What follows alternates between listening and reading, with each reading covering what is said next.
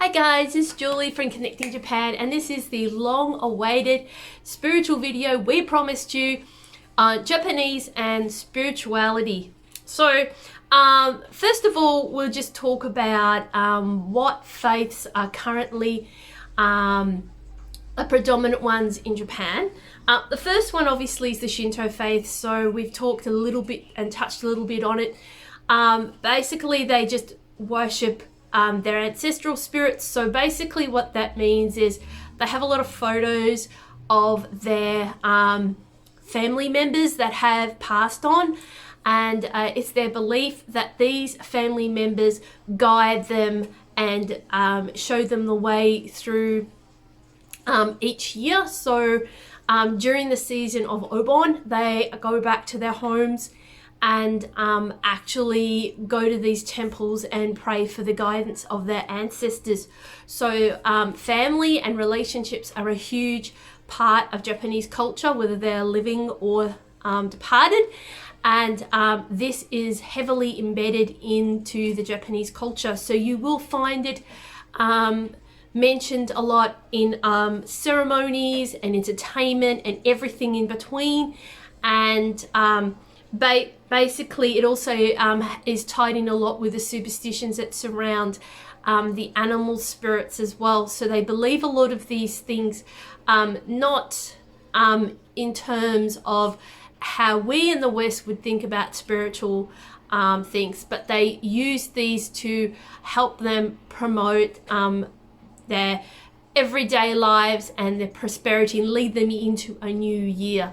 So part of what we've talked about in a lot of videos is the whole family, community, and individual person so closely knit and tied together. So this is something that you will see a lot of in Japan.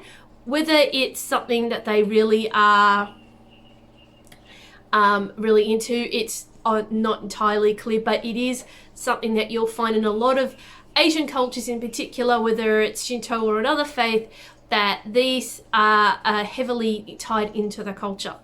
So the other faith, of course, is the Buddhist faith. It's been around since 6 BC and is introduced in from India.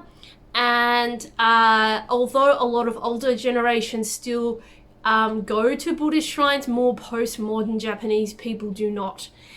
There's a whole raft of reasons why that is. Could come down to time, it could come down to lack of interest, and again, it's also something the Christian church has issues with as well. So we're going to talk a little bit about the issues, and it's the culture and the context.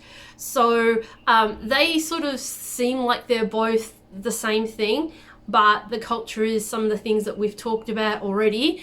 And we don't want to be culture smashers.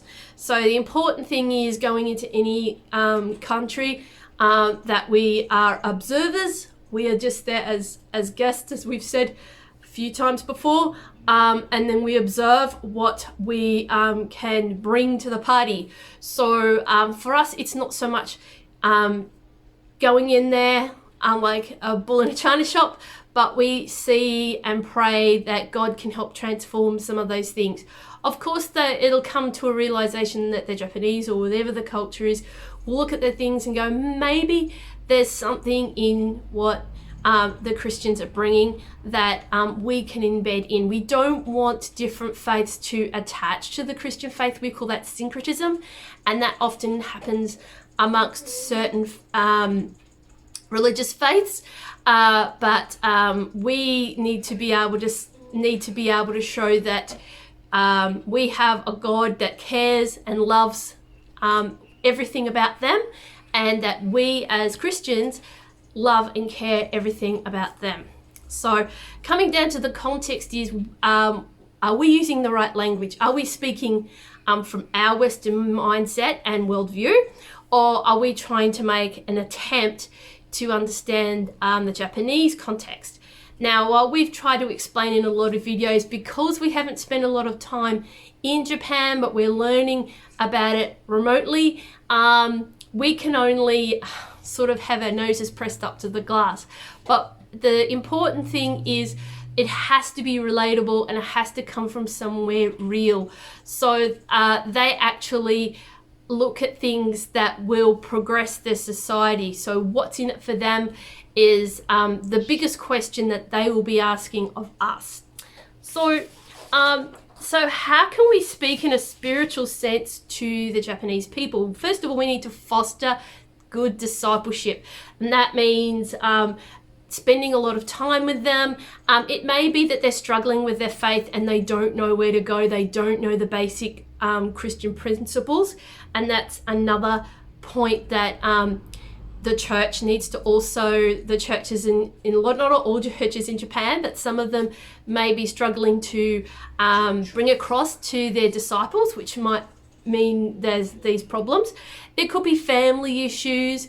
It could be that they're not marrying into the right area in their society, or they could have married a non-Japanese, and that can cause a few issues as well.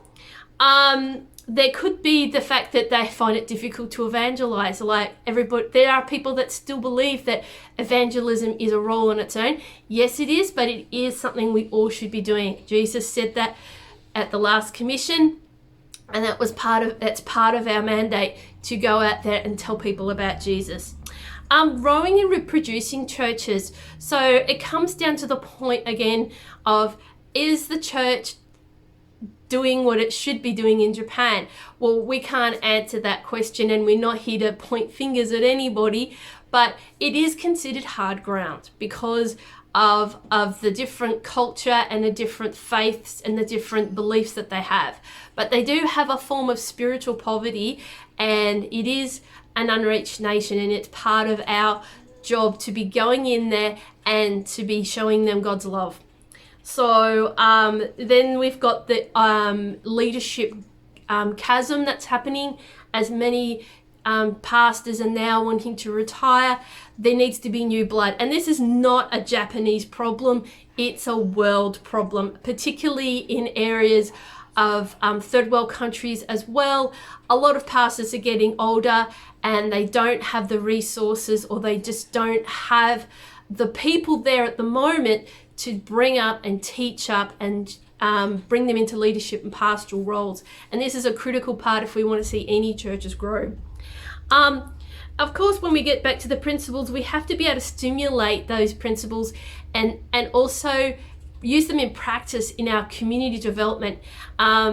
A wise pastor that's one of our partners said, faith without works is dead, and we need to be able to sow that love into our communities with their partners or whatever they are, and find like-minded organizations to pique the interest of the Japanese people, whatever it takes, because we have a creative God that shows us the way.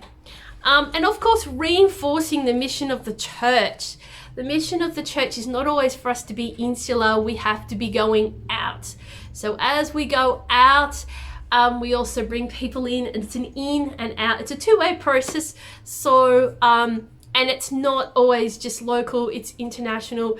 The church that we're working with, they are in Japan, but they're also helping people outside of their country. And that is the true heart of what missions is.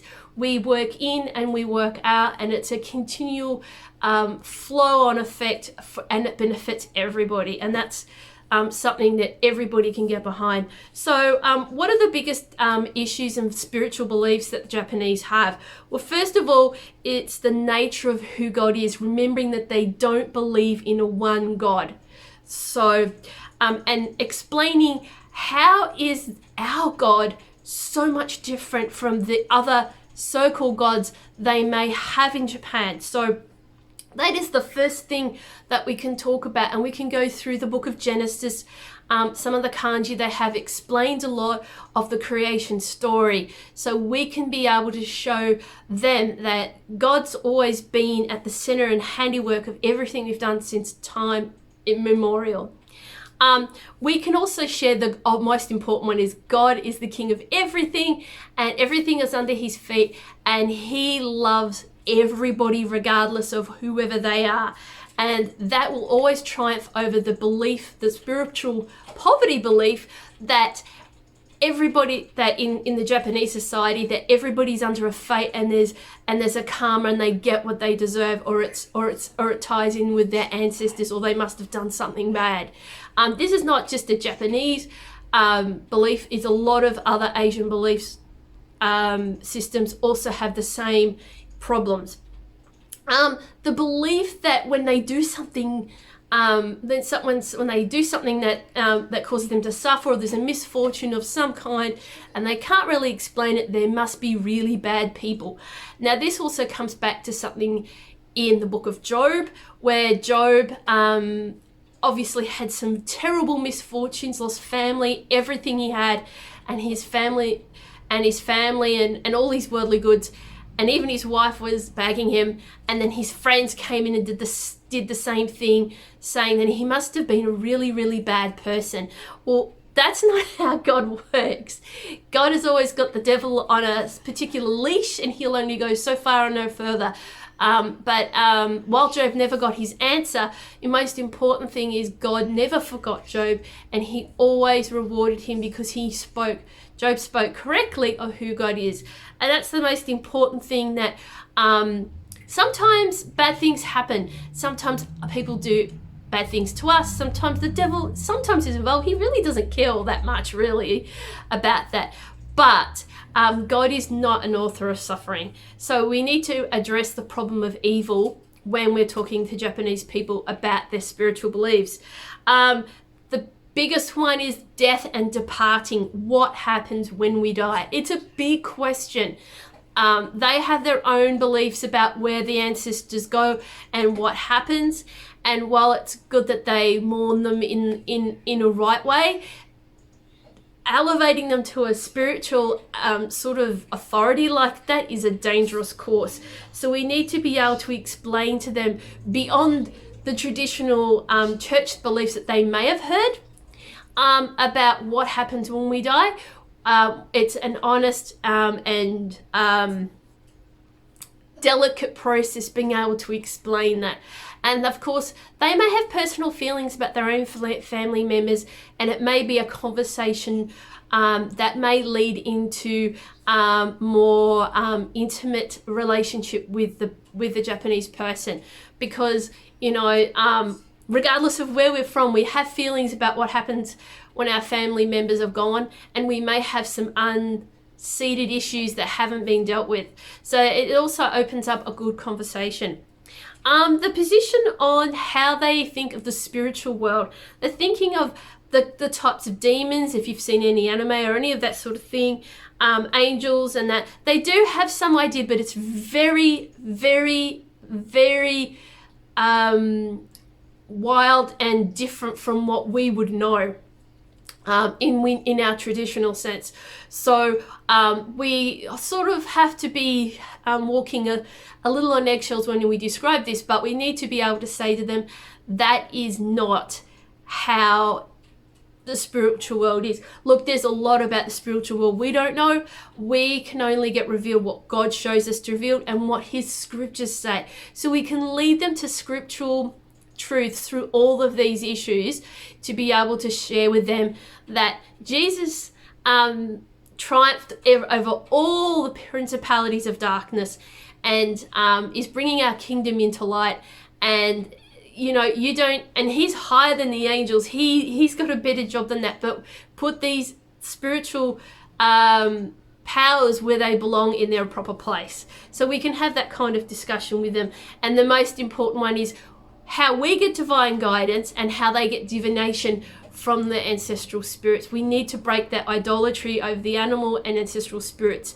They do not have the answer, and it opens a door to the devil that we just don't want. I mean, spiritual poverty is a belief in something that's been long held in this society, and whether it's comes from rich people, whether it comes from these sort of spiritual darkness, or where it comes from historical stuff that they've believed in, it's a long-held belief that they believe about themselves.